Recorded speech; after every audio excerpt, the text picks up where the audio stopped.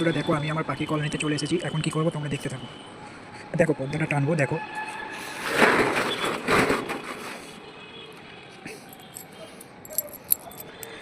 দেখো এবার তালাটা খুলবো।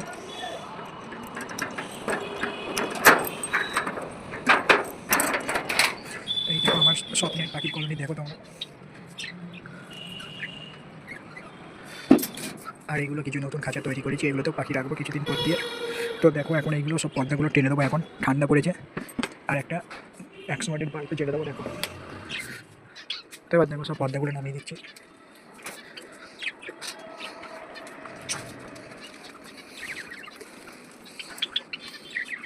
এবার দেখো সমস্ত পর্দা টেনে দিয়েছি।